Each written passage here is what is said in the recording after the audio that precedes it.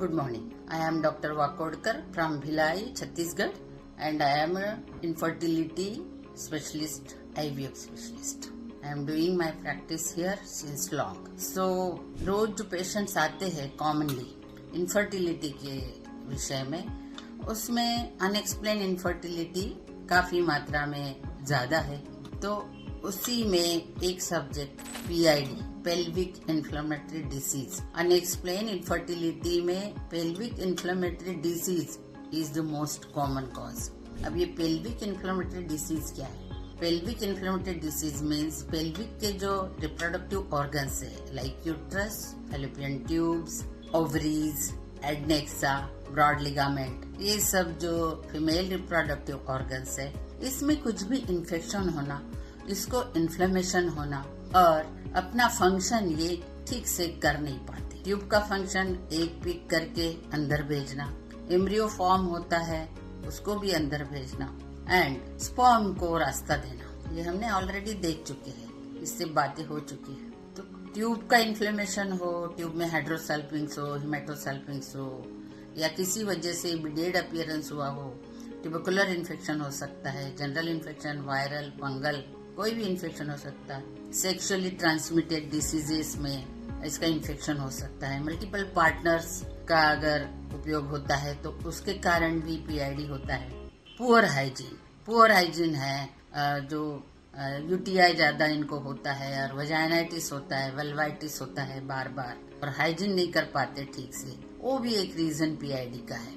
तो PID हम बड़े लाइटली लेते हैं। मेरी one of the patient of infertility, the couple came and they have done everything, all the investigations, blood test, कुछ भी नहीं निकला है।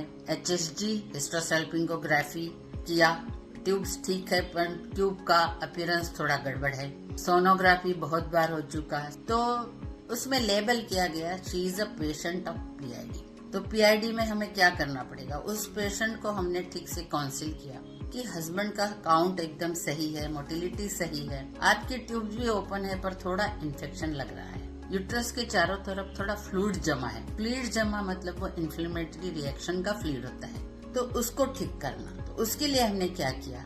अगेन उसका लेटेस्ट सोनोग्राफी करके एक लेप्रोस्कोपी, हिस्ट्रोस्कोपी किया, यूट्रस के अंदर का बायोप्सी लिया, एंड लेप्रोस्कोपी में देखा ट्यूब तो पेटेंट है पर हेल्दी अपीयरेंस नहीं है, नॉर्मल अपीयरेंस नहीं है, कहीं कहीं थोड़ी किंकिंग लग रही है। तो सारे इन्वेस्टिगेशन करने के बाद, ट्यूबरकुलर ये वो सब इन्फेक्शन एक्सक्लूड करने के बाद, हमने उसको ब्रॉड स्पेक्ट्रम एंटीबायोटिक का कोर्स दिया। देन मैंने उसको फिजियोथेरेपी डिपार्टमेंट में भेज के शॉर्ट वेव डायथर्मी का एक कोर्स करवाया कि कुछ भी बचा कुचा पानी या बचा कुचा कुछ भी इन्फ्लेमेशन हो तो वो नेचुरली उससे ठीक होता है। वो करने के बाद उसको सिंपल स्टिमुलेशन दिया, simple letrozole, folic acid, like that. Simple stimulation देने के बाद उसका फॉलिकुलर स्टडी किया। फॉलिकुलर स्टडी में उसके एग्स अच्छे बनते हैं और एक का साइज भी अच्छा अचीव होता है। दिन इसको ट्रिगर दिया एंड उनको बताया इस टाइम आपको साथ में रहना है, सो दैट आपका अगर फॉलिकल रप्चर होता है तो उस समय स्पर्म का पूल वहाँ फैलोपियन ट्यूब में होना चाहिए। ऐसा हमने 2-3 साइकिल किया, and to our surprise she conceived in third attempt and she got a healthy baby.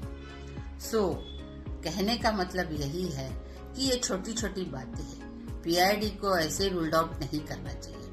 उसको अच्छे से इन्वेस्टिगेट करके अगर आपको सब कुछ नॉर्मल मिलता है तो PID का एक कोर्स एंटीबायोटिक, एंटी इन्फ्लेमेटरी दे के पेशेंट का काउंसलिंग करके, and then you go for a simple stimulation. Simple stimulation से भी नहीं होता तो you can do IUI, intrauterine insemination, and insemination से 3 अटेम्प्ट होने के बाद, IUI के 3 अटेम्प्ट होने के बाद भी अगर पेशेंट कंसीव नहीं होती तो then you can think for IVF।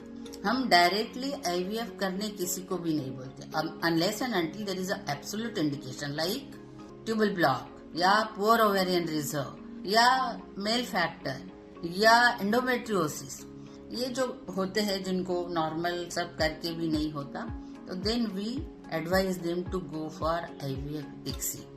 तो this patient conceived after 1 year treatment, I think, and she is very happy. I am also happy, and I think this is a eye opener और एक general knowledge का आपको सामान्य ज्ञान मिलता है ऐसे केसेस को हैंडल करते हुए. आई थिंक आज का इस वीडियो में आपको काफी कुछ अच्छा लगा होगा, एंड आप मेरे चैनल को सब्सक्राइब करिए, शेयर करिए, ताकि ये छोटी छोटी जानकारी है, बहुत ही कॉमन नॉर्मल जानकारी है, सब तक पहुंचे.